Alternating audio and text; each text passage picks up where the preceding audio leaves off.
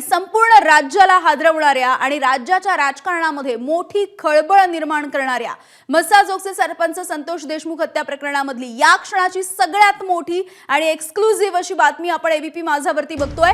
वाल्मिक कराडच संतोष देशमुख यांच्या हत्येचा सूत्रधार आहे असं पोलिसांनी दाखल केलेल्या आरोपपत्रामध्ये म्हटलंय। देशमुख हत्या प्रकरणाचं आरोपपत्र आता एबीपी माझाच्या हाती लागलेलं आहे आणि या आरोपपत्रामध्ये हत्या प्रकरणामधला प्रमुख आरोपी म्हणून वाल्मिक कराड याचाच उल्लेख आहे। आरोपपत्रामध्ये आरोपी क्रमांक 2 वरती विष्णू चाटे याचा उल्लेख आहे। हत्या प्रकरणाची प्रत्येक बातमी प्रत्येक अपडेट ही एबीपी माझानं लावून धरलेली होती आणि यामधलीच ही आतापर्यंतची सगळ्यात मोठी बातमी आपण बघतोय। वाल्मिक कराडच संतोष देशमुख यांच्या हत्येचा सूत्रधार असल्याचं पोलिसांनी दाखल केलेल्या या आरोपपत्रामध्ये म्हटलंय। आवादा कंपनीला खंडणी मागितली आणि त्यामधून झालेल्या वादामधून ही हत्या झाल्याचं या आरोपपत्रामध्ये म्हटलेलं आहे।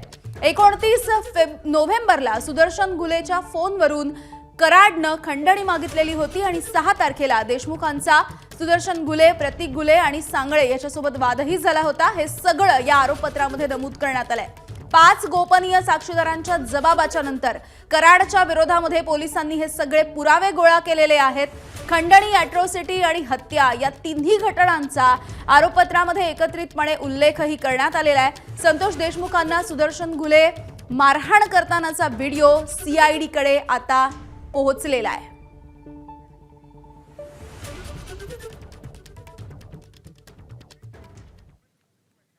गोविंद शेळके आमचे प्रतिनिधी आपल्या सोबत आहेत। गोविंद, ही घटना ज्यावेळेला उघडकीस आली तेव्हापासून आतापर्यंत प्रत्येक क्षणाची वित्तम बातमी तुम्ही संपूर्ण बीड आणि इतर आसपासचा जो परिसर आहे तो पालथा घालून सगळ्या महाराष्ट्रासमोर आणलेली आहे आणि आता अधिक मोठ्या पातळीवरची ही बातमी आहे, कारण वाल्मिक कराड हाच मुख्य आरोपी असल्याचं आरोपपत्रामध्ये म्हटलंय।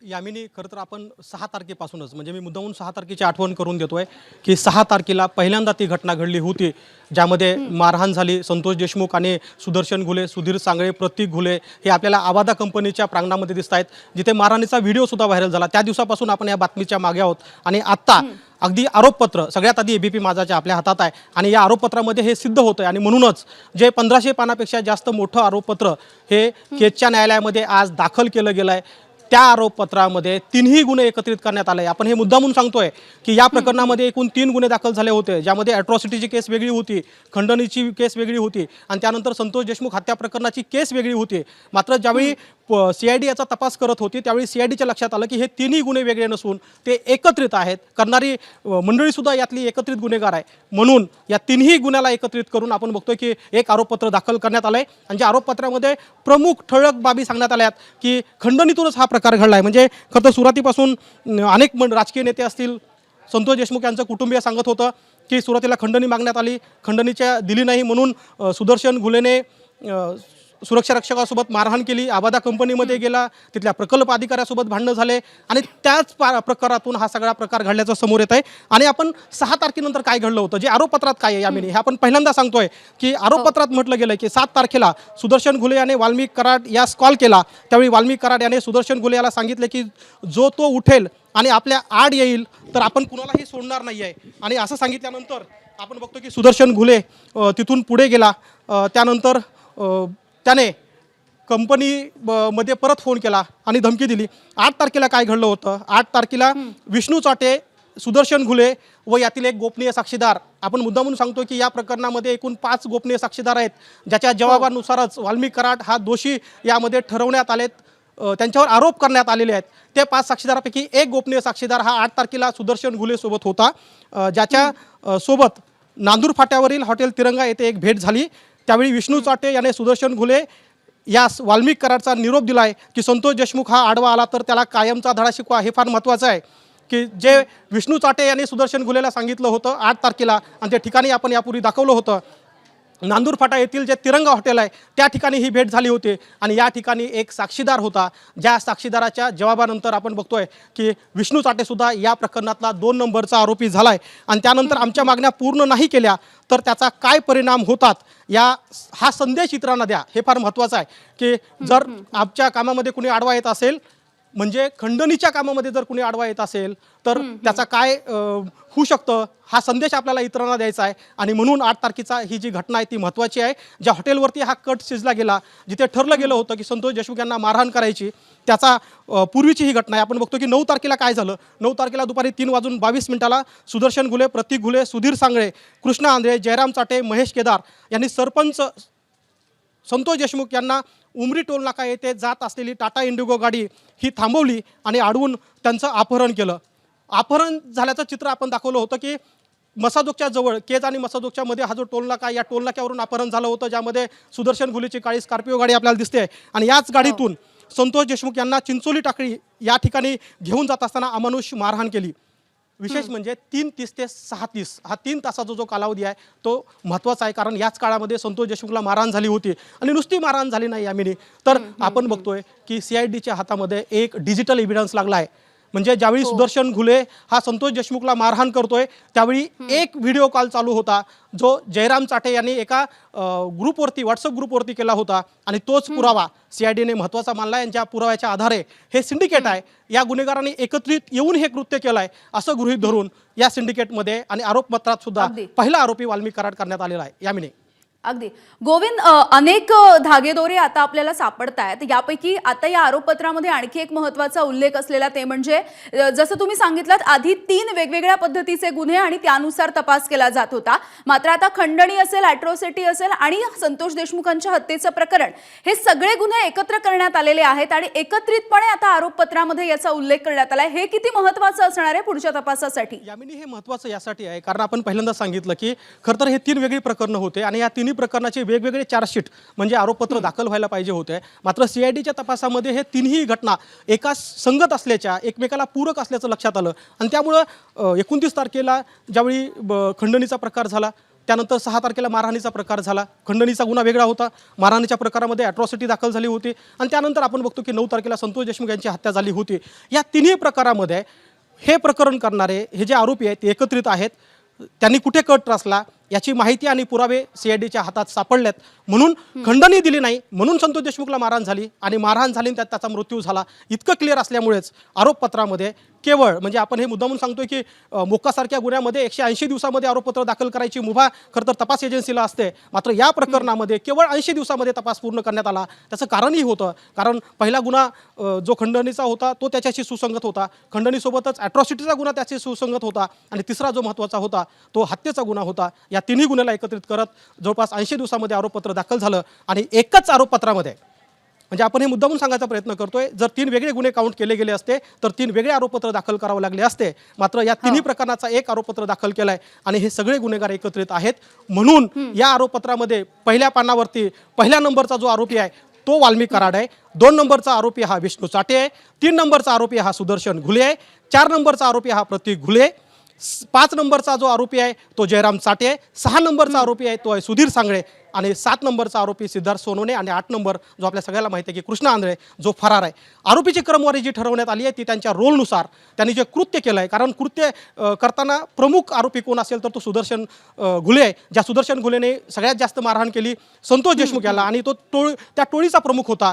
ज्यांना तिथं घेऊन जाण्याचं काम ज्यांनी केलं होतं तो सुदर्शन घुले होता. त्या सुदर्शन घुलेनेच मारहाण केली आणि ज्या मारहाणीमध्ये आपण बघतोय की संतोष देशमुख यांचा मृत्यू झाला होता. अगदी अगदी गोविंद, अधिक माहिती जाणून घ्यायची असेल सोबत राहा. आपल्यासोबत सध्या याविषयी बोलण्यासाठी दिवंगत संतोष देशमुख यांचे भाऊ धनंजय देशमुख आहेत. धनंजयजी, एक मोठी घडामोड, खरं तर इतक्या दिवसांपासूनचा लढा तुमचा जो आहे, न्यायासाठीचा लढा, तो सगळा महाराष्ट्र बघतोय आणि ABP माझा सुद्धा तुमच्या सगळ्यांचा आवाज बनतोय. आणि यापैकीच एक मोठी बातमी ती म्हणजे आरोपी म्हणून, प्रमुख आरोपी म्हणून आता वाल्मिक कराड याचा उल्लेख आरोपपत्रामध्ये करण्यात आलाय. आम्ही ज्या वेळेस ही घटना घडली त्यावेळेस माझे शब्द आहेत की ही संघटित गुन्हेगारीची टोळी आहे. हे अपहरण, खून, खंडणी, इतर सगळे जे गुन्हे करतात हे सगळे संघटित गुन्हेगारी नच करतात असं मी पहिल्या दिवशीपासून म्हणत होतो. ते खऱ्या अर्थानं आज ज्या गोविंद भाऊनं ज्या सिक्वेन्स सांगितल्या आरोपींच्या, त्या सिक्वेन्सवरून असं मला लक्षात येत आहे की मी मुख्यमंत्री साहेबांकडे ज्या दिवशी गेलो होतो किंवा जे इतर लोकप्रतिनिधी आले, जे कुणी पण असतील, मग सामाजिक क्षेत्रातील असतील, राजकीय क्षेत्रातील असतील किंवा इतर संघटनातील असतील, मी किंवा आमचं गाव आम्ही हेच सांगत गेलो की ही घटनाक्रम कसा आहे, हे सगळी साखळी आहे, ही कडी आहे सगळी जुटलेली. आणि ही कडी कुठंतरी हे जो प्रमुख आरोपी आजचा, जो मुख्य आरोपी आहे, त्याच्या सांगण्यावरून हे सगळं खाली जाळं पसरलेलं होतं. आणि त्याच्याकडं प्रामुख्यानं कुठल्याही यंत्रणेनं लक्ष न देता त्याच्याकडे दुर्लक्षित केल्यामुळं हे प्रकार घडत गेले. जसं की 28 मेला ज्यावेळेस पहिलं अपहरण झालं, जे अवादा कंपनीचे मॅनेजर आणि स्टोअर इन्चार्ज या दोघांचं ज्यावेळेस अपहरण झालं, त्याच्यामध्ये गुन्हा नोंद झाला. ते पुढं कुठल्याही पुढच्या गुन्ह्यामध्ये दिसून आले नाहीत, परंतु त्याचा तपास असा दाखवण्यात आला की जो इतर आरोपी आहे खाली, त्याचा शोध आज आज आज देखील झालेला नाही. आणि त्यावेळेस सुद्धा त्याचं नाव वगैरे आपल्या समोर आलेलं नव्हतं. आणि खऱ्या अर्थानं जे काय आम्ही मांडत होतो, जे काय आम्ही मागत होतो, न्यायाची भीक मागत होतो, त्याच्यामध्ये हे सगळं आम्हाला दिसत होतं. आम्ही सगळं बघत होतो आणि आम्ही हे सगळं अनुभवलं होतं की हे कशा प्रकारे जाळं पसरलंय. तरी देखील अजून ह्याच्यामध्ये ज्या गोष्टी समोर आल्यात त्याच्यापेक्षा सुद्धा अजून गोष्टी भयावह असणार आहेत अशी आमची खात्री आहे. आणि हे अत्यंत चुकीच्या पद्धतीने यांनी सगळं हे जे जाळ आहे हे पसरलेलं होतं. धनंजयजी, आणखी एक यामधलं महत्त्वाचा आरोपपत्रामध्ये जो उल्लेख आहे तो म्हणजे सुरुवातीला जर आपण बघितलं तर ज्या वाल्मिक कराडवरती वारंवार आरोप केले जात होते त्याचा केवळ खंडणीच्या प्रकरणामध्ये उल्लेख होता. मात्र आता खंडणी, अॅट्रॉसिटी आणि हत्या या तिन्ही घटनांचा आरोपपत्रामध्ये एकत्रितपणे उल्लेख करण्यात आलाय, जो अधिक महत्त्वाचा आहे. आता कटकारस्थान करणारे हे सगळे मिळून करायचे आणि ह्याच्यामध्ये हे सगळे असायचे. ह्या सगळ्यांना सगळ्या गोष्टी ज्ञात असायच्या, परंतु प्रत्येकाचे रोल वेगळे असायचे. परंतु त्यांचा उद्देश एकच असायचा, जे कोणी खंडणीत, जे कोणी अपहरणात, जे कोणी कशात अडवईल, जे कोणी ह्यांच्या काळ्या धंद्यामध्ये अडवईल त्याला हे दूर करायचे. मग ते अपहरण असेल, मग खून असेल, किंवा त्याला काही धमकावणे असेल, किंवा हाफ मर्डर असेल, जीवघेणे हल्ले असतील, हे वेळोवेळी स्पष्ट झालेले. यांच्या पुढे ह्या सगळ्या ज्या गोष्टी घडल्यात त्या गोष्टी त्रिकालबाधित सत्य आहेत. आणि ही टोळी जी आहे ती खूप मोठ्या प्रमाणात त्यांनी अराजकता माजवली होती. आणि तेच सगळं आता जे मुद्दे समोर येत आहेत त्यातून स्पष्ट होत आहे. अगदी धनंजयजी, आणखी एक महत्त्वाचं ते म्हणजे वाल्मिक कराड सध्या कोठडीत आहे आणि असं असताना तिथे त्याला VIP ट्रीटमेंट मिळते असा सुद्धा तुमचा आरोप आहे.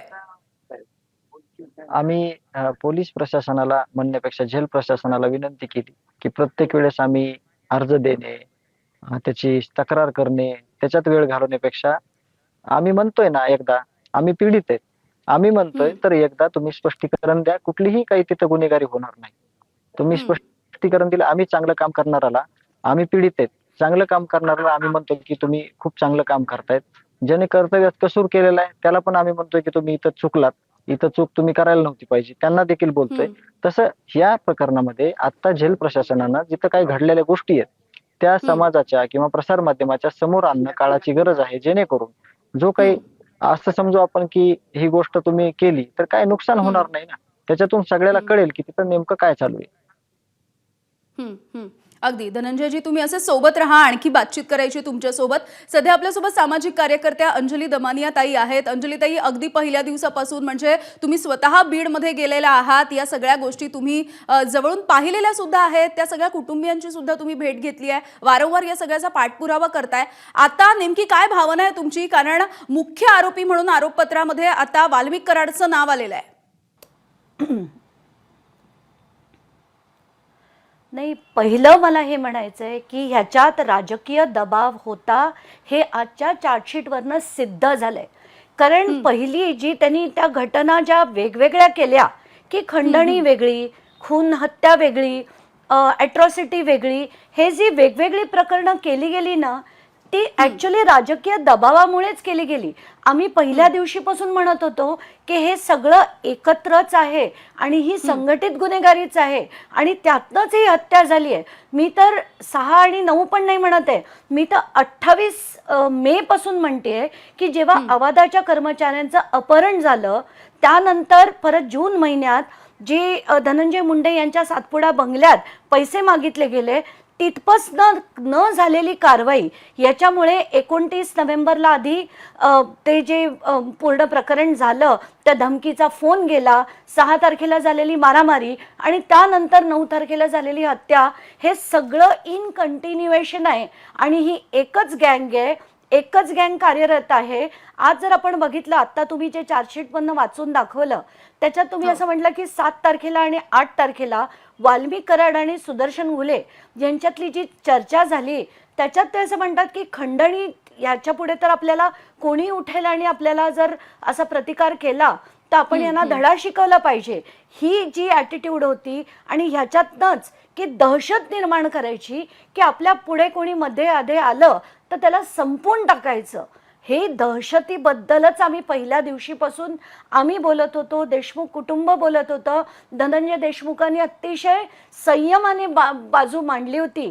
कधीही त्यांनी त्यांच्या मनातला राग दाखवला नव्हता. पण खरं तर अख्खा महाराष्ट्र चिडून निघालाय की हे चाललंय काय, म्हणजे राजकीय दहशत ती किती. आणि जर कोणी म्हणालं की धनंजय मुंडे यांचा सहभाग नव्हता तर मी मानूच शकत नाही. आज वाल्मिक कराड मोठं होण्यामागचं कारण फक्त आणि फक्त धनंजय मुंडे आहेत, त्याच्याशिवाय दुसरं कोणीही नाही आहे. आज जर कराडसारखी माणसं आज इथे झालं आणि आम्हाला नेहमी वाटतं की अशी घटना परत कुठेही कधीही घडू नये. आणि हे जे 3 प्रकार करणं म्हणजे खंडणीला वेगळं करणं, हत्येला वेगळं करणं, हा राजकीय दबावापोटीच झालं. आणि त्याच्यानंतर सुद्धा जर आपण बघितलं पोलिसांनी कोणाला अटक केली, कोणाला शोधलंय, सगळेजण एकतर टीप मिळाल्यानंतर त्यांना हिरासतीत घेण्यात आले किंवा कराडसारखी माणसं सरेंडर झाली, त्यांना कोणाचीही चौकशी झाली नाही. आणि जर आज एवढं माध्यमांनी लावून धरलं, आम्ही लावून धरलं, सगळ्यात मोठं म्हणजे ग्रामस्थांनी, मसाजोगचे जे ग्रामस्थ आहेत त्यांनी इतक्या मोठी साथ त्या कुटुंबाला दिली, त्यांच्या पाठीशी उभे होते का, कारण संतोष देशमुख तसे व्यक्ती होते. आज जर ते तसे व्यक्ती नसते तर त्यांच्या पाठी गाव इतकं सॉलिडली उभं नसतं. पण आत्ताच्या घटकेला आपण हे जे जे बघतोय चार्जशीटमध्ये जे जे मिळालं नाहीये, म्हणजे मला तर 7 आणि 8 तारखेचे ते तुम्ही कॉल डिटेल्स आत्ता सांगितलेत की विष्णू चाटेनी सुदर्शन गुळेंना आणि 7 तारखेला सुदर्शन गुळेंनी वाल्मिक कराडला जे फोन केले आणि ज्याच्यात ते म्हणाले की आपल्यामध्ये जर संतोष देशमुख आला तर त्याला संपवून टाका. ही जी विधानं आहेत ना ती खूप क्लेशदायक आहेत, खूप चीड आणणारी अशी आहेत. आणि या सगळ्यांना खूप स्ट्रॉंग शिक्षा झाली पाहिजे, खूप स्ट्रॉंग. असं पुढे महाराष्ट्रात कधी घडलं नाही पाहिजे. अंजलीताई तुम्ही सोबत राहा. आपण पुन्हा एकदा आमचे प्रतिनिधी गोविंद शेळके आपल्या सोबत आहेत, त्यांच्याकडे जाऊयात. गोविंद, आपण बघतोय की हा सगळा संघटित गुन्हेगारीचाच प्रकार आहे, हे आता उघड होत आहे. आणि महत्त्वाचं म्हणजे ज्या वेळेला वाल्मिक कराड आणि जे इतर लोक आहेत त्यांच्यावरती वारंवार आरोप केले जात होते जेव्हा सुरुवातीच्या काळामध्ये, तेव्हा अनेक जण त्यांच्या सोबत उभे राहिलेले होते. मात्र आता एक महत्त्वाची गोष्ट अशी आहे की जे गोपनीय साक्षीदार आहेत त्यांनी पुढे येऊन जबाब दिलेला आहे आणि कराडच्या विरोधामध्ये पोलिसांना भक्कम असे पुरावे मिळालेले आहेत, ज्यांचा खूप मोठा फायदा होणार आहे ही केस आणखी पुढे जाण्यासाठी आणि अधिक बळकट होण्यासाठी. नक्कीच यामिनी, सुरुवातीपासून सांगितलं जात होतं की हे सिंडिकेट आहे. सिंडिकेट या शब्दाचा उल्लेख आपण या ठिकाणी करतोय कारण हा शब्द आता म्हणजे या टोळीने कसे चालवलं जायचं याचा उल्लेख आरोपपत्रात आलेला आहे. काय म्हटलंय आरोपपत्रामध्ये? सुदर्शन घुले आणि त्याची टोळी ही अंबाजोगाई, केज, तसेच धारूर आणि धाराशिव जिल्ह्यातील कळंब परिसरामध्ये या पोलीस ठाण्याच्या हद्दीमध्ये मागील 10 वर्षात 11 गुन्हे केलेत. त्यापैकी 8 गुन्ह्यांचे दोषारोप पाठवण्यात आलेले आहेत. या सर्व गुन्ह्यातील न्यायालयीन प्रक्रिया जरी चालू असली तरी या टोळीचा प्रमुख हा सुदर्शन घुले होता, जो या 6 जणांना सोबत घेऊन या परिसरामध्ये दहशत माजवत होता.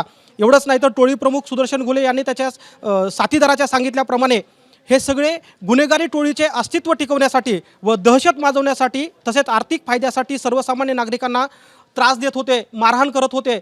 आणि म्हणून काही केसेसमध्ये तर कुठल्याही स्वरूपाची तक्रार झालं नसल्याचं आरोपपत्रात म्हटलंय.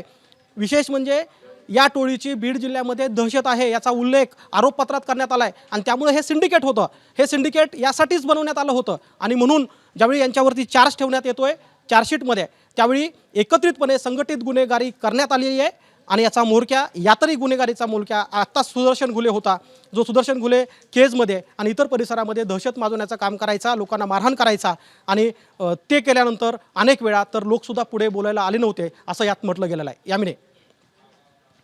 गोविंद, आता जी तुम्ही दिलेली माहिती आहे ही खरं तर धक्कादायक आहे. कारण गेल्या 10 ते 12 वर्षांपासून जर ही टोळी बीडमध्ये कार्यरत आहे, 10 वर्षामध्ये 11 पेक्षा अधिक गुन्हे दाखल केले आहेत. यांची दहशत इतकी, यांची मजल इतकी की यांच्या विरोधात बोलायला कोणी दजावत नाहीये.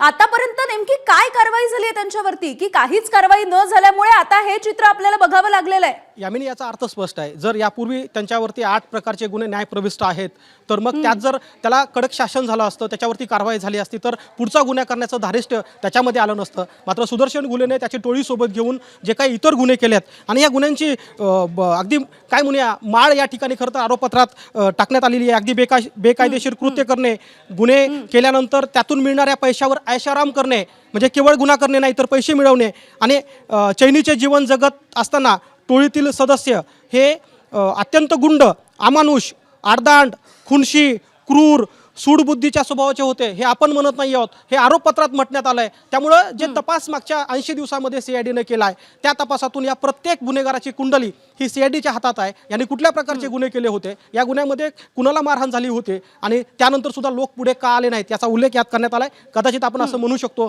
की सुदर्शन घुले आणि त्या टोळीनं जे काही काम केलं होतं, जे लोकांना त्रास दिला होता, यानंतर तरी लोक पुढे येतील का आणि पुढे येऊन तक्रार देतील का, हा सुद्धा प्रश्नच आहे. यामिनी, अगदी अगदी गोविंद सोबत रहा. धनंजय देशमुख आहेत आपल्यासोबत. धनंजय, आता ज्या पद्धतीने अंजलीताई सुद्धा बोललेल्या आहेत की या एकूणच प्रकरणामध्ये धनंजय मुंडे यांचा वरदहस्त होता असं बोललं जात आहे. आतापर्यंत अनेकांनी, विरोधकांनी सुद्धा धनंजय मुंडे यांचा राजीनामा सुद्धा मागितलेला होता. हे सगळं प्रकरण आपण पाहिलेलं आहे. तुमचा नेमका काय आरोप आहे या सगळ्या प्रकरणावरून? मी एक समर्पक उत्तर देतो, त्याच्यातून तुम्ही सगळ्या गोष्टी समजून घ्या. माझी विनंती आहे तुम्हाला. मी एक सुसंस्कृत कुटुंबातून, माझ्या आई वडिलांचे संस्कार माझ्यावर झालेले आहेत. माझ्या भावाची सावली माझ्यावर होती आणि त्या सावलीप्रमाणे मी त्याच्यासोबत काम करायचो.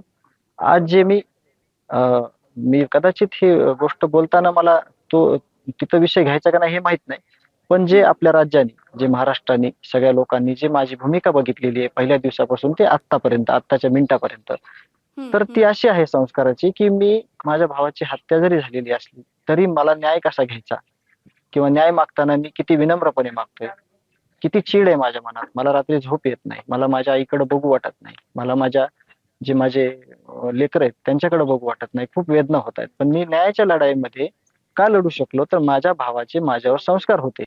चांगलं करायचे तुला धनू, तुला चांगलं करायचे. मला धनू म्हणायचा तो. तुला हे करायचंय, तू हे कर, आपण हे करू, आपण गावचं ते करू, आपल्याला हे करायचे. तसं ही संघटित गुन्हेगारी जी झालेली आहे त्यांना कुणाचं तरी अभय होतं की तुम्ही सगळं करा, मी आहे तुमच्या पाठीमागे. याचा एक गांभीर्याने विचार झाला पाहिजे की हे का झालं, याच्या मागे वरदहस्त कुणाचा होता. आणि आम्ही पहिल्यापासून, आम्हाला ह्या क्षेत्रामध्ये आम्ही कुठंच नसल्यामुळं आम्हाला नेमकं कळत नव्हतं की असं आमच्यासोबत का झालं, आम्हाला असं इतक्या क्रूर रीतीने का संपवलं गेलं. आमच्या कुटुंबालाच खऱ्या अर्थानं आमचा तो पाठीराखा होता, आमचा तो कुटुंब प्रमुख होता. तर तुम्हीच ह्याच्यावरून सगळ्या महाराष्ट्राला हा प्रश्न विचारा की धनंजय एका संतोष अण्णांनी केलेल्या संस्कारावर लढतोय न्यायाच्या भूमिकेत. तसं हे सगळे गुन्हेगारी कुणाच्या जीवावर करत होते, कुणाचा ह्यांना अभय होता, त्यांना ही माहित नव्हत्या का गोष्टी सगळ्या. ही गोष्ट एक दिवसातली नाही. आणि मी प्रामुख्याने म्हणेन, ह्यांच्यावर 22 गुन्हे असताना जर पोलीस प्रशासन यांना हॉटेलवर नेत असेल, पोलीस स्टेशन मध्ये चर्चा करत असेल, तर ही हत्या खऱ्या अर्थानं कुणी केली हे देखील मला माझं उत्तर पाहिजे. आणि ते उत्तर असं असेल की यंत्रणेनं कुठलीही रिस्क न घेता, कुठलीही त्यांना म्हणजे त्यांना शिक्षा न देता, अभय न देता, सर्रासपणे त्यांना वावर दिला आणि कायद्याचा कुठलाही धाक त्यांना समजून सांगितला नाही. म्हणून ही माझ्या भावाची हत्या घडण्यात आलेली आहे. धनंजयजी, आता तुम्ही जे बोलताय ते सुद्धा फार म्हणजे त्रासदायक असंच आहे. आमचे प्रतिनिधी गोविंद शेळके ज्या पद्धतीने माहिती देत होते की या एकूणच परिसरामध्ये गेल्या 10 ते 12 वर्षांपासून ही टोळी अशाच पद्धतीने नागरिकांना त्रास देते आहे, दहशत माजवते आहे. तुम्ही नेमकं काय बघितलंय मागच्या 10-15 वर्षामध्ये? आम्ही फक्त गावाचं काम, गोरगरीब लोकांसोबत राहायचं, त्यांच्यासोबत वेळ घालायचा. आणि एक प्रामुख्याने सांगतो तुम्हाला की महाराष्ट्र शासनाचे 19 पुरस्कार या गावाला आहेत. पुरस्कार कुठं बाजारात भेटत नाही, विकत आणायचं म्हणलं तर तो काम करून मिळवावा लागतो आणि एक पुरस्कार मिळवण्यासाठी खूप काही कष्ट करावे लागतात. म्हणून आमचा 10-12 वर्षाचा कालावधी हा फक्त गावचा विकास, गावचे जे भौतिक सुविधा आहेत, ज्या व्यवस्थापन आहेत विविध प्रकारचे, त्याच्यावर गेलेला आहे. लोकांमध्ये व्यसनमुक्तीचं म्हणजे कशी करायची, वृक्षारोपण कसं करायचं, ह्या सगळ्या गोष्टीत आमचा वेळ गेल्यामुळं ह्या लोकांनी जे केलंय ते आमच्यापर्यंत पण काही गोष्टी आल्यात, ते प्रसार माध्यमांपर्यंत गेलं नव्हतं. म्हणजे अशा खूप घटना आहेत आमच्याकडे. खूप ही घटना आमची झाल्यावर लोक आले की आम्ही पण पीडित आहेत, आम्हाला पण हे झालंय, आम्हाला पण अशा पद्धतीने मारलंय. हे सगळ्या गोष्टी आम्ही वेळोवेळी दाखवलेल्या पण आहेत, दिलेल्या पण आहेत. आणि आपण चांगलं करतोय तर तुम्ही सामाजिक क्षेत्रातलं कुठलं पण नाव घ्या, तुम्ही सामाजिक क्षेत्रातलं कुठला पण पुरस्कार विचारा, तो आम्ही आमच्या कर्तृत्वावर मिळाला आहे. पण आता हे सगळी गुन्हेगारी होती, त्याच्यामुळे ह्याचा अभ्यास आपण कधी केला नाही. आता आपल्या भावाचा ह्यांनी घात केल्यानंतर आपण ह्याचा अभ्यास केला, तर ह्याचे सगळे निष्कर्ष असे निघले की ही संघटित गुन्हेगारी होती आणि ह्यांना पूर्ण अभय सगळ्या यंत्रणेचं पण होतं. आणि ह्या जी काही व्यवस्था इथली जी आता ह्याच्यातून आपल्या अगदी. न्यायालयीन जी समिती आपली, त्या न्यायालयीन समिती स्पष्ट करणार आहे तुम्हाला. कारण न्यायालयीन समितीचं काम हे असतं की कुठल्या संस्थेमुळे किंवा कोण्या एका व्यक्तीमुळे ही तर ही बरोबर. परिस्थिती ओढवली आहे, त्याच्यामुळे हो. ते देखील स्पष्ट होणार आहे. मी याच्यातून एवढंच हो. सांगेल की माझ्या अगदी भावानं मला धनंजयजी, या सगळ्याचा अधिकचा तपास तर होणारच आहे आणि आरोपपत्रामध्ये नेमकं काय काय म्हटलंय या सगळ्याविषयी तुमच्या सगळ्यांशी बोलायचं आहे.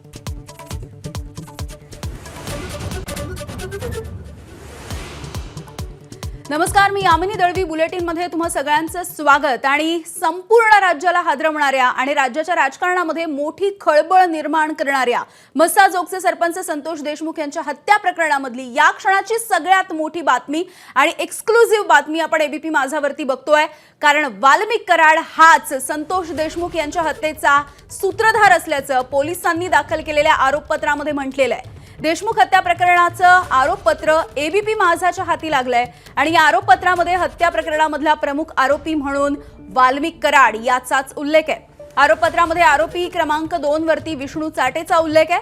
हत्या प्रकरणाची प्रत्येक बातमी, प्रत्येक अपडेट एबीपी माझानं अगदी पहिल्या दिवसापासून लावून धरलेली होती आणि त्यापैकीच आतापर्यंतची ही सगळ्यात मोठी बातमी. वाल्मिक कराड संतोष देशमुख यांच्या हत्येचा सूत्रधार असल्याचं पोलिसांनी दाखल केलेल्या या आरोपपत्रामध्ये म्हटलंय. आवादा कंपनीला खंडणी मागितली आणि त्यामधून जो वाद झाला त्या वादामधून ही हत्या झाली असं आरोपपत्रामध्ये आता नमूद करण्यात आलंय. 29 नोव्हेंबरला सुदर्शन घुलेच्या फोनवरून कराडनं खंडणी मागितली होती. 6 तारखेला देशमुखांचा सुदर्शन घुले, प्रतीक घुले आणि सांगळे याच्यासोबत वाद झाला होता. हे सगळं आरोपपत्रामध्ये आहे.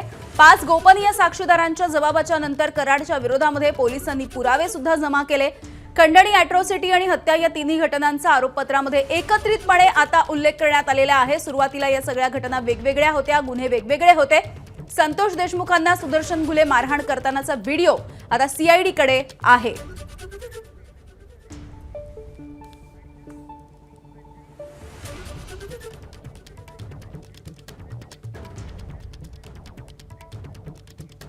आणि याच विषयी बोलण्यासाठी आपल्यासोबत आमचे प्रतिनिधी गोविंद शेळके आहेत. आपल्यासोबत सामाजिक कार्यकर्त्या अंजली दमानिया आहेत आणि दिवंगत संतोष देशमुख यांचे भाऊ धनंजय देशमुख हे सुद्धा आपल्यासोबत अगदी काही क्षणामध्ये जोडले जाणार आहेत. सुरुवातीला पुन्हा एकदा गोविंदकडे जाते, कारण गोविंद, आपण बघतोय की साधारणपणे 1500 पानांचं हे आरोपपत्र होतं. वेगवेगळे खुलासे आपण म्हणूया, वेगवेगळ्या पद्धतीची बातमी आता समोर येते या आरोपपत्रामध्ये. जे उल्लेख करण्यात आले त्यामधून आणखी काय काय उल्लेख आहेत, कारण एक क्रम तुम्ही सांगितलेला होता या आरोपींचा. यामिनी, आता आपण सर्वात महत्त्वाची गोष्ट सांगतोय की कोणत्या कारणामुळे आरोपपत्रामध्ये या आरोपांनी जे कृत्य केलंय ते ठरवून केलंय, कट रचून केलंय हे सांगतोय. यामध्ये आरोपपत्रात सांगितलं गेलंय की दिनांक 8 व 9 तारखेला या दरम्यान वाल्मिक कराड, विष्णू चाटे, सुदर्शन घुले, प्रतीक घुले, सुधीर सांगळे, त्यासोबतच कृष्ण आंधळे, जयराम चाटे व महेश केदार यांनी कट रचून आम्हाला कंपनीकडून जर 2 कोटी रुपयाची खंडणी वसूल करायचे व कंपनीने जर खंडणी देण्यास नकार दिला तर, म्हणजे हे मुद्दामून आपण ट्रेस करतोय की जर कंपनीने खंडणी दिली नाही तर पुढे काय करायचं, तर कंपनीचे कामकाज बंद करायचे आणि जोपर्यंत कंपनी खंडणी देत नाही तोपर्यंत चालू द्यायचं नाही. कंपनी बंद करण्यास जर कोणी आडवा आला, अडथळा निर्माण केला तर त्याचा कायमचा बंदोबस्त करायचा, जेणेकरून कंपनी घाबरून आपल्याला खंडणी देईल. यामिनी, हे फार महत्त्वाचं आहे की संतोष देशमुख यांची हत्या का झाली हे वारंवार धनंजय देशमुख म्हणत असतील किंवा इतर राजकीय नेते म्हणत असतील तर ती 100% आता आपण बघतोय की जो आरोप करण्यात आला आहे आरोपपत्रामध्ये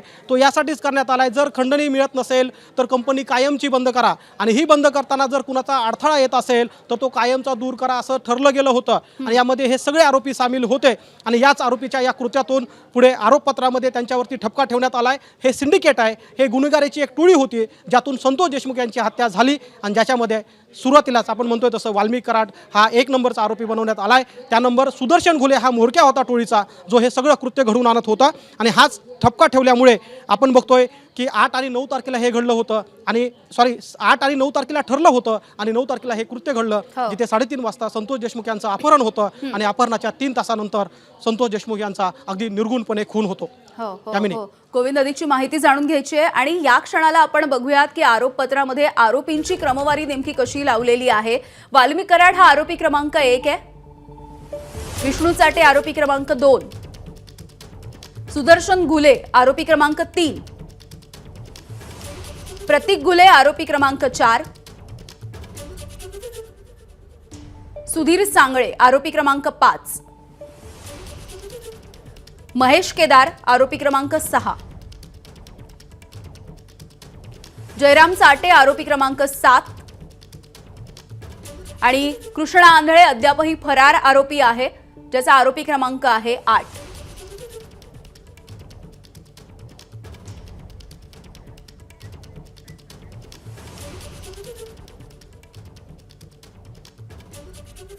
थेट जाऊयात, सुप्रिया सुळे बोलतात. सरपंच का भीड़ में ऐसे कैसे हुआ? अवधा के पैसे आपके यहाँ एक्सटॉर्शन चालू हो गए आपके राज्य में? आता असं ना महाराष्ट्राची बदनामी या एक दोन व्यक्तींमुळे झालेली आहे. त्याच्यात बीडचा काही संबंध नाही, परळीकरांचा काही संबंध नाही. ते बिचारे चांगले सुसंस्कृत लोक आहेत. 2 लोकांच्या गलिच्छ कृतींमुळे आज राज्याचं नाव देश पातळीवर खराब झालं आहे. इन्व्हेस्टमेंटसाठी प्रॉब्लेम आहे.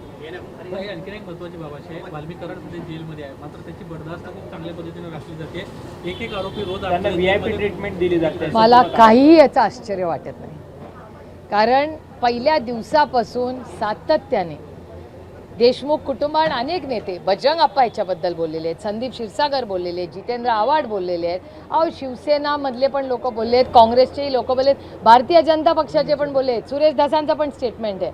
त्यामुळे आम्ही ह्याच्यात कधीही राजकारण आणलं नाही, आम्ही ह्याच्यात राजकारण आणणारही नाही, कारण का हा विषय आमच्यासाठी राजकारणाचा नाही आहे. हा आमच्यासाठी एक इमोशनल इश्यू. एका घरातला कर्ता पुरुषाचा हत्या झाली आहे, खून झाली, त्या मुलांचे वडील परत कधीही येणार नाही आहेत. त्या आईचं दुःख, त्या बायकोचं दुःख, त्या बहिणीचं दुःख, हे कधी तुम्ही सगळे गेला ना तर तिथे कळेल. या सरकारमधले कोणी तिथे गेले तर तुम्ही सगळे जाऊनच आलात, पण सरकारमधलं जर तिथे बोललं तर त्या घरात.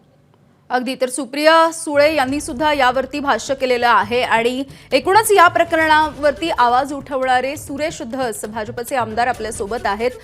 सुरेशजी, आपण बघतोय की अनेक दिवसांपासून तुम्ही सुद्धा एकूणच या घटनेचा पाठपुरावा करताय आणि तुम्ही ज्यांना आका आणि त्यांचे आका म्हणत होता त्यापैकी आता वाल्मिक कराड याचा उल्लेख करण्यात आलाय आणि प्रमुख आरोपी असा त्याचा उल्लेख आहे आरोपपत्रामध्ये. हो, बरोबर आहे ना. वाल्मिक कराडच या संपूर्ण प्रकरणाचा प्रमुख सूत्रधार आहे. वाल्मिक कराडलाच ती खंडणी पाहिजे होती आणि ती खंडणी मिळवण्यासाठी त्या अवादा कंपनीच्या भोवती जाळं विणवण्याचं काम त्याचं गेल्या 2-3 महिन्यापासूनच चाललं होतं आणि ते 2-3 महिन्याच्या नंतर त्यात सक्सेस येत नाही म्हणल्याच्या नंतर मग हे अधिकाऱ्यांच्या अंगावर पोरं पाठवणं, हे बाकीचे जे सुदर्शन घुले, प्रतीक घुले, हे सगळे प्यादे आहेत. याचा मेन वजन काय म्हणतात ते हेड आहे, ब्रेन.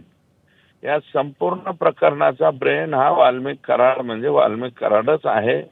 2 नंबरला ते विष्णू चाटे असेल आणि हे खाली हाताखाली वापरले जाणारे पोरं. आणि एकूणच दोन्ही तिन्ही जे कलम आहेत, घटना आहेत, या दोन्ही तिन्ही घटना एकत्रित आहेत. म्हणून 34 अन्वये, नियम 34 अन्वये या सगळ्यांची एकत्रित सामुदायिक जबाबदारी आहे. त्याच्यामुळे या प्रकरण सगळेच लोक सारखे जबाबदार आहे. कोणी मारायला आहे, कोणी फोनवरती आहे, कोणी वरून आदेश सोडणारे आहे. त्याच्यामुळं प्रमुख सूत्रधार तर वाल्मिकच आहे आणि हे बाकीचे सगळे प्यादे म्हणून वापरले गेलेले. हे सगळेचे सगळे आरोपी आहेत. आणि आणखी सुद्धा जे देशमुख कुटुंबियांनी आणखी काही मागणी केलेली त्याच्या बाबतीतही मुख्यमंत्र्यांनी सकारात्मकता दाखवलेली.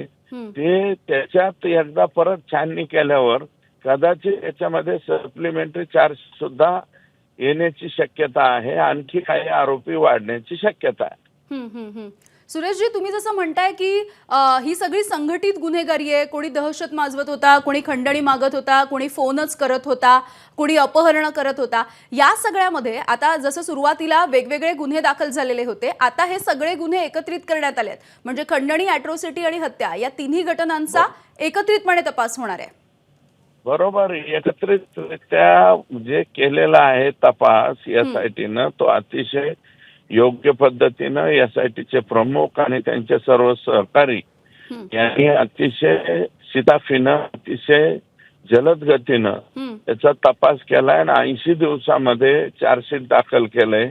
कारण 90 दिवसाच्या पुढे चार्जशीट हे लोक जामिनासाठी अर्ज करू शकतात. आता यांचा जामिनाचा हक्क सुद्धा हिरावून घेतलेला आहे आणि त्याच्यात गृह खात्यानं अतिशय कडक भूमिका घेत.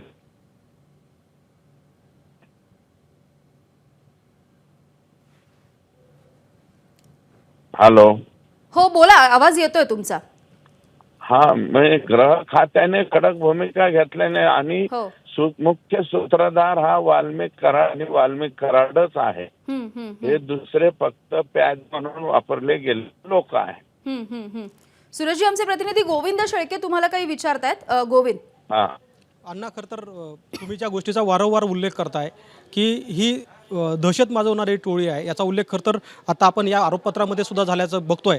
आणि केवळ केजच नाही, तर आता जो उल्लेख यामध्ये करण्यात आला आहे तो अंबाजोगाई, त्यानंतर केज, परळी, त्यासोबतच सगळ्यात महत्त्वाचं म्हणजे धाराशिव जिल्ह्यातील कळंब, केज या परिसरामध्ये या टोळीने दहशत माजवली होती.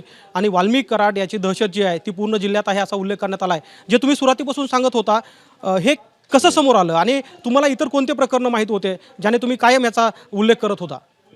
अहो, पंडगर सारखा एक अधिकारी उचलून नेणं, वाल्मिक कराडने फक्त पहिलं परळी तालुक्यापुरतंच कार्यक्षेत्र होतं, संपूर्ण जिल्ह्यात नेलं, पार आमच्या आष्टी तालुक्यापर्यंत सुद्धा गँग पेंग तयार करणं, पाटोदा तालुक्यामध्ये गँग तयार केल्या, शिरूर तालुक्यामध्ये गँग तयार केल्या. लोकसभेच्या नंतर अतिशय भडकाऊ अशा प्रकारचे स्टेटमेंट करायचे आणि ते व्हायरल करायचे. हे सगळं कारण काय होतं? दहशत माजवणं, दहशत पेटवणं. आमच्या तिकडं ते माथुरीला एक घटना घडली, त्याच्यात राखेल ओतणं, विनाकारण 307 सारखे कलम लावायला लावणं, गरज नसताना जे फक्त 324, 326 वरती प्रकरणं भागली असती, त्या प्रकरणामध्ये 327 म्हणजे 307 लावायची आणि स्वतः फोन करून सांगायचं. आणि पालकमंत्र्यांनी सांगितलेलंच होतं ना, वाल्मिकांना बोलला म्हणजे मी बोललो असं समजायचं. मग वाल्मिकांना कोणीकडे बोलायला लागले? गेवराई तालुक्यामध्ये बोलायला लागले, 11च्या 11 तालुक्यात बोलायला लागले. 11ही तालुक्यामध्ये दहशत, गुंडगिरी, दादागिरी आणि चुकीच्या लोकांची बाजू घ्यायची. जे लोक अन्याय करतील ते अन्याय करणाराच्या बाजूने राहायचं. अन्याय ज्याच्यावर अन्याय होईल त्याच्या बाजूने नाही राहिले कधी. सुरेशजी, तुम्ही सांगताय त्या पद्धतीने ही दहशत आताची नाहीये, गेल्या अनेक वर्षांपासूनची आहे, 10-15 वर्षांपासूनची असल्याचा उल्लेख सुद्धा आरोपपत्रामध्ये आहे. बळावली जास्त मागच्या 5 वर्षात बळावली. हो हो हो. ज्यावेळेस मवियाचं सरकार आलं आणि पालकमंत्री धनंजय मुंडे झाले त्या दिवसापासून ही जास्त बळावली. बरं बरं बरं. त्यामुळे हा वरदहस्त आधीपासूनच कायम होता आणि आता तो बळावला असा जो तुमचा आरोप आहे. धन्यवाद सुरेशजी, तुम्ही बातचीत केलीत यासाठी. आणि आता आपल्यासोबत खासदार बजरंगप्पा सोनावणे आहेत. सोनावणेजी, आपण बघतोय की वाल्मिक कराड संतोष देशमुख यांच्या हत्या प्रकरणामधला मुख्य सूत्रधार आहे, हे आता पोलिसांनी दाखल केलेल्या आरोपपत्रामध्ये म्हटलंय. बघा, ही घटना ज्या दिवशी घडली त्या घडली म्हणजे ज्या दिवशी त्यांना किडनॅपिंग केलं आणि मर्डर झाला त्याच्यानंतर पहिल्या क्षणामध्ये, पहिल्या तासात मी मीडिया समोर येऊन बोललेलो की याचा मास्टर माइंड कोण आहे हा पकडला पाहिजे आणि ही निंदनीय घटना घडली. त्याचा क्रम आज येतोय. कारण मी वारंवार सांगायचो, कारण मी त्याच्यातून गेलोय, मला पूर्ण त्यांची स्ट्रॅटेजी माहिती होती काय करायची ती. कारण याचा मास्टर माइंड परळीला बसायचा, असं करून यांनी पूर्ण जिल्ह्यात दहशत निर्माण केलेली. आणि याचा खालचा जो कोणी जो खालचा याचा जे आहे तो खाली विष्णू साठे, तिथं वाल्मिक कराड परळीतून बसणार आणि वाल्मिक कराडला सपोर्ट कुणाचा असणार ते सगळं जग जाहीर आहे. वाल्मिक कराडचं तर त्यांनी ती जिल्हा त्याला दिलेला होता, एकच का कसा दिला त्यांची त्यांना माहिती, जिल्हा तू काय करेल ते अन्न आमचा, असं होतं. त्याच्यामुळे वाल्मिक कराडनी जे ते गोरगरीब लोकांना जे न्यायानं वागतात त्यांना त्रास देणे हा त्याचा उद्देश. मग आमच्यासारखे जे गोरगरीब लोक आहेत, राजकारणात असो, समाजकारणात असो, व्यवसायात असो, त्यांना त्रास देणे, त्यांच्याकडून खंडणी गोळा करणे, बाहेरच्या लोकांना जास्त त्रास करणे आणि जी आपली दहशत निर्माण करणे. आणि यांच्या माझं तर म्हणणं आहे की आजचा जो आरोपपत्र हे यांनी 9 डिसेंबर, 6 डिसेंबर आणि 29 नोव्हेंबर पासून पुढचं घेतलंय.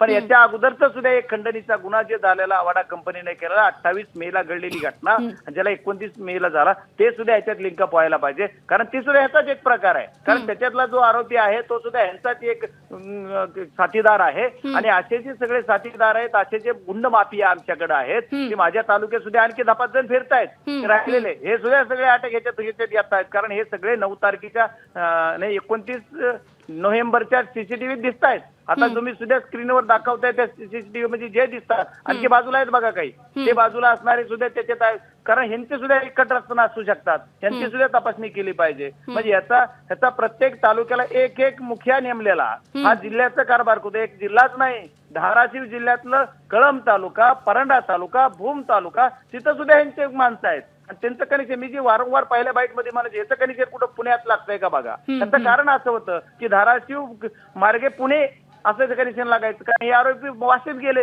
वाशीतच सुटले. कारण वाशीला जे OPI आहे त्यांचे सगळे कनेक्शन म्हणजे ह्यांनी फक्त अधिकाराचा गैरवापर करणे, सत्तेचा गैरवापर करणे, जे पदावर बसवलेले पोलीस यंत्रणा आहेत त्यांचा फायदा घेणे आणि यांच्या जवळचे मर्जीतले अधिकारी सगळे आणून बसवायचे. आणि हे जसं म्हणेल तसंच त्या अधिकाऱ्याने करायचं, यांना कुठला सुद्धा नाही. आता ऑफ द रेकॉर्ड गोष्टी असेल काही, पण बरेच काही अधिकारी म्हणले आम्हाला फक्त सांगणार आता जो 1 नंबरचा आरोप येतो तुम्ही फक्त जी सर म्हणा पालकमंत्र्याला, काय करायचं नाही, मी म्हणेल तेच करायचं, पालकमंत्री काय बोलणार नाही. आणि अक्षरशः असं असायचं, लोक म्हणायचे की SP साहेब फक्त ह्याचा 1 नंबरचे आरोपी, आता जर त्याचा एक पालकमंत्री फोन केला, मग पालकमंत्री आम्हाला नाटक करत होते त्याला फोन करून, अरे नाही यांचं काम करा, पण त्याचं काम होत नव्हतं, काय माहित नाही. पण या 5 वर्षामध्ये खूप मोठी दादागिरी, दहशत, गुंडगिरी आणि व्हिडिओ हातात जे आलेला आहे. मी पहिल्यापासून म्हणायचं की व्हिडिओ आहे, कुणाला मी परवाच्या बाईट सुद्धा म्हणलं, कुणाला व्हिडिओ दाखवला त्याचे आरोपपत्रामध्ये CID आणि SIT ने दाखल केलं. आम्हाला इतक्या लवकर का दाखल केलं असं वाटलं की म्हणलं त्यांच्या बाबतीत, पण ते तिन्ही गुन्हे एकत्र केलेले आहे, तिन्ही गुन्ह्याचं एकच आरोपपत्र दाखल केलेलं आज जी सिद्ध होतंय. त्याच्यामुळे तुम्ही म्हणताय या सगळ्याचा आता आरोपपत्रामध्ये उल्लेख करण्यात आलेला आहे. आमचे प्रतिनिधी गोविंद शेळके तुम्हाला काही विचारू बघतायत. गोविंद, बोल. बाप्पा, खरं तर यापूर्वी सुद्धा आमच्यासमोर अनेक वेळा तुम्ही या गोष्टीचा खुलासा केला आहे, पण मी मुळात आता मागं जातोय. कारण ज्या 3 घटनांचा तुम्ही उल्लेख केला त्या तिन्ही घटना म्हणजे 29 तारखेला खंडणी मागितली जाते, 6 तारखेला आवादा कंपनीच्या समोर भांडणं होतात आणि त्यानंतर 9 तारखेला संतोष देशमुख यांची हत्या होते. पण त्यापूर्वी खरं तर सुरू झालं असं म्हटलं तर ते चुकीचं ठरणार नाही. कारण आता आम्ही जे आरोपपत्र बघतोय त्यामध्ये अनेक गोष्टींचा समावेश करण्यात आला आहे, ज्यामध्ये म्हटलं जातं की जिल्ह्यात दहशत माजवायची होती, ही टोळी हे दहशत माजवण्यासाठी काम करायची. तर तुम्हाला या गोष्टीची किती माहिती होती? कारण तुम्ही जरी जिल्ह्याचे खासदार असलात तरी केज ज्या शहरातून तुम्ही येता त्याच्याच भोवती हे सगळं घडत होतं. नाही, हे गोविंद भाऊ, माझं म्हणणं असं आहे की केज तालुक्यातली ही एक घटना, केज तालुक्यातली ही एक घटना आहे. पण अशा घटना ज्या आहेत ते वारंवार प्रत्येक वेळेस दुसऱ्या तालुक्यात सुद्धा घडत होत्या. आणि याचं जे प्रकरण आहे हे प्रकरण 28 मे पासून सुरू झालं. 28 मे पासून जी 28 मेची घटना घडली त्याच्यामध्ये 1 जणांवर गुन्हा झाला आणि इतर एक आरोपी म्हणलं, पण तो पकडलाच नाही. ह्याचं मध्यस्थी करून सोडवलं गेलं आणि ते प्रकरण तिथंच दाबलं गेलं. पण हे थांबणार कुठं? इलेक्शन झाल्या हे आक्रमक झाले. लोकसभेच्या इलेक्शन मध्ये 28 मेला लोकसभेची निवडणूक चालू होती. लोकसभेच्या निवडणुकीमध्ये कुणीतरी आरोप केलेला का काय ते माहित नाही मला, की हप्ता पहिला गेला, दुसरा गेला, काय राहिला, कुणाच्या इथं बैठका झाल्या, त्या खोलात ज्यांनी जे आरोप केले त्यांच्यावर मी बोलणं आणि संयुक्तिक होणार नाही. पण ते म्हणलेच सुरेशांना ते त्यांच्या कुठल्या शासकीय बंगल्यावर आरोप बैठक झाली, पण ही 28 मेच्या नंतर झाली, जूनमध्ये. 28 मेला ही मिटवलं कारण कुणीतरी असाच आवाजाचा एक अधिकारी पळवून नेला गेला. म्हणजे ही सुद्धा ह्याच्यात लिंकअप व्हायला पाहिजे. त्याच्यापेक्षा माझं पुढचं म्हणणं आणखी आहे ठीक आहे. की 9 तारखेच्या अगोदर 29 तारखेला हे जी केज मध्ये येऊन जी सीसीटीव्ही आपल्याला दिसतंय या सीसीटीव्ही मध्ये आणखी 2-4 जण आहेत आणि हे सगळे परत आरोपीला साथ देत होते पळून जाताना, कुठं ब्लँकेट द्यायला, कुठं काय द्यायला. यांना सुद्धा सहआरोपी करावं लागेल किंवा यांच्यावर काल आणखी कुटुंबाने एक अर्ज दिला, त्याच्यानंतर त्याची चौकशी करून एसपी साहेबांनी शब्द दिलाय की आम्हाला 8 तारखेपर्यंत त्याची चौकशी करून आम्ही त्यांच्यावर सुद्धा गुन्हा दाखल करू, चाहे ते वेगळा होईल किंवा याच्यात ज्याने आरोपीने मदत केली त्याच्या सुद्धा सहआरोपी नंतरच्या पुढच्या काळात सुद्धा त्यांना करता येत आहे. आहे. त्याच्यामुळे असं काही नाही, म्हणजे ज्यांनी मदत केली त्यांच्यावर काय कलम वेगळे लागतील, काय लागतील, पण त्यांना जे आहे ते त्यांच्यावर त्यांनी सुद्धा ते त्या घटनेची सहमत आहे. म्हणजे हा आरोपी नंबर 1 आहे. ही सिद्ध आज मी नाही पहिल्या दिवसापासून म्हणतोय. आमची वैभवी जी मुलगी लहानी यांची संतोष अण्णाची ती सुद्धा सारखं प्रत्येक वेळेस म्हणते की आता मास्टर माइंडला शिक्षा झाली पाहिजे आणि त्याच्या अनुषंगाने आज मास्टर माइंड जो आहे तो मीडिया समोर सर्व जगासमोर महाराष्ट्रासमोर आलाय. आता याला कोण रसद पुरीत होतं किंवा ह्याला कुणाचा आशीर्वाद होता याच्यावर तुम्ही सर्वांनी सोनवणेजी खरं तर सगळ्या महाराष्ट्राचीच ही मागणी आणि ही विनंती आहे खरं तर की लवकरात लवकर याचा मास्टर माइंड आणि आका म्हणून जो वारंवार सगळेच नेते मंडळी उल्लेख करतायत तो लवकरात लवकर समोर यावा हीच खरं तर सगळ्यांची अपेक्षा आहे. खूप खूप धन्यवाद तुम्ही बोललात यासाठी. आणि आमचे प्रतिनिधी गोविंद शेळके ही एक्सक्लुझिव्ह बातमी ज्यांच्या मार्फत आपण बघत होतो आणि ज्यांनी या सगळ्याचे धागेदोरे आपल्यापर्यंत पोहोचवले, गोविंद शेळके आपल्या सोबत होते. गोविंद तुमचे सुद्धा आभार.